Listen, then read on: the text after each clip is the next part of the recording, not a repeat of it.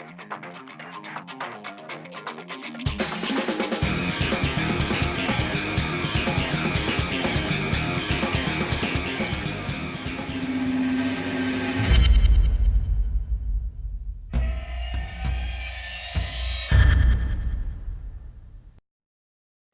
everyone, this is Anime Manga Center, and today I'll be doing something new, at least on this channel.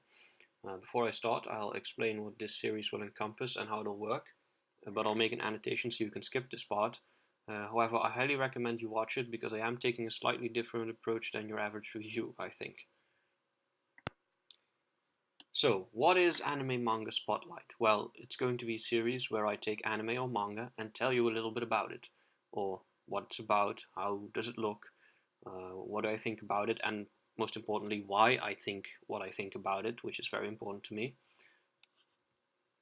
You see, there is a reason I don't just call this a review outright in the title of the video, and that is because it's not.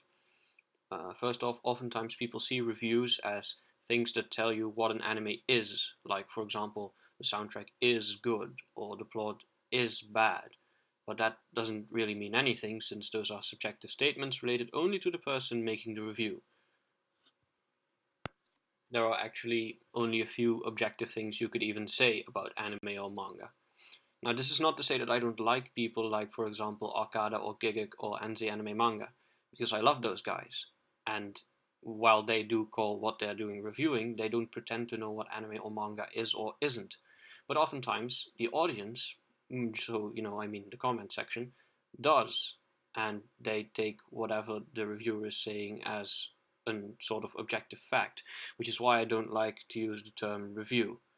I think it's very important to tell you why I think something, not just that I think something, but why I think it, because then suddenly my statement of, I like this thing changes into an explanation, and you can relate to my explanation even if you can't relate to my just random statement of what I think. So for example, if I tell you I like a certain OST, and I then tell you why I like that OST, for example, I like small vocal choirs and bombastic orchestrated music, well, then you can understand why I like that OST, and you can decide, well, do I like those things? Then I can decide whether or not I like that OST as well. You can decide whether or not the good or bad points I argue are as valuable to you as they are to me. But of course, this is all very obvious, and I'm sure that everyone watching here understands this. But I just wanted to make this very clear that that is why I sometimes tend to go on rants or explanations or make up silly metaphors or whatever. It's just because I want to make exactly clear why I think something, so people can better relate to what I'm saying. Wow, what a rant. Anyway, in these videos I will not go into detail about a show's plot or characters to avoid spoilers. I am more than willing to do a spoiler-filled discussion video about any show or manga I have finished for people who have read it or seen it as well, if it is requested in the comment section, but these videos will mostly be to inform people about a show and hopefully get them into it if I liked it, and keep them away from it if I didn't like it. Though obviously you need to make up your own mind and not just do whatever I do. But this is not just to discuss a show with people who have already seen it and who are already fans. I can make different videos for that, but that is not this series. So, let us begin. Now, our first video will immediately be somewhat different, since I'll be talking about both the Claymore manga and anime today. So Claymore is a manga which is published in English by Viz Media, and it's a Shonen Jump advanced manga. If anyone doesn't know what that means, it means it has slightly more freedom to show violence or gore or something like that than, for example, Naruto or One Piece, which are just Shonen Jump manga. Claymore was first published in April of 2006 in English, and had an anime adaptation in 2007. Now, personally, I got into this series because I watched the anime, and well, after the ending, I got interested in reading the manga because the anime ending wasn't that satisfying, but more on that later. So Claymore takes place in a world you could compare, at least technology-wise, to what we know as the Middle Ages, at least the Middle Ages in Europe. And in this world, man is constantly haunted and hunted by demons, also known as Yoma. And these Yoma, they live on a diet of human guts, intestines. So, well, normal humans at least, can't stand up to them because they are far too powerful, and thus something called the organization comes in, and yes, that is what it's called, I did not make that up, and they infused humans with Yoma flesh to create warriors known as Claymores, who are named after the giant swords they carry on their back. Now, they're all female for plot-related reasons. No, I'm just kidding. Claymore is about as far from fan service as you can get.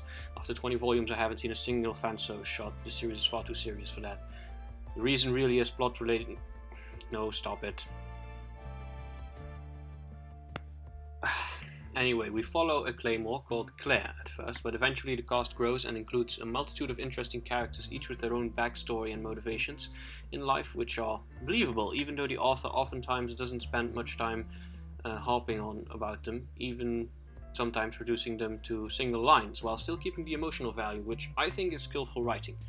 Going any further into it would ruin some massive plot twists, some of which I just read in volume 16 through 20, so if you watch the anime, keep in mind that the anime only goes up to volume 11 and real shit only hits the fan after that.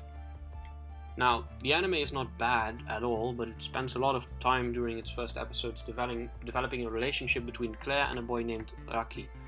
A lot of people find anime Raki annoying, and he can be, since he's a kid. But in the manga, that's only a small part of the story, and Raki eventually becomes an incredible badass. So if that was the reason for you to drop Claymore, please keep this in mind. The manga is a lot better than the anime in that regard. Now, Claymore can get a little gory or even fucked up at some points, so if you can't handle that, don't read or watch it. Then again, it's nowhere near as bad as Berserk, for example.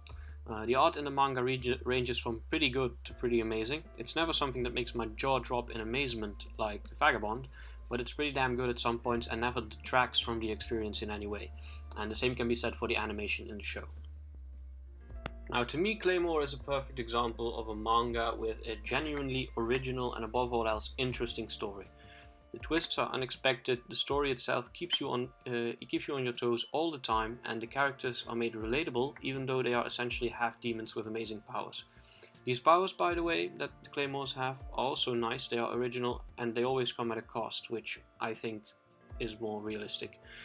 The scope of the story increases at a steady pace with a sudden increase every few volumes, and it not even once had me bored. I mean, in the beginning, just as the story gets going, so when you're finally getting into it, there is a 2-volume long flashback, which might be, to me at least, the best part of the first half of Claymore. Now, if you can make flashbacks that interesting, that's pretty amazing to me.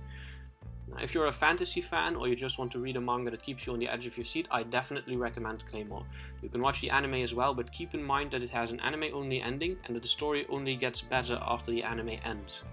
You can buy the Claymore manga from the Book Depository. I will leave NZ Anime Manga's commission link in the description. He's amazing, so go check his stuff out as well if you haven't already. And the Claymore anime is licensed by Funimation in the United States and Madman and Manga Entertainment in Australia and the UK. You can stream Claymore on Funimation's website or Hulu if you have access to any of these services. And that was it for me today. I hope you enjoyed this video. Leave a like if you did and subscribe if you want to see more. This was the Anime Manga Center. I will see you next time.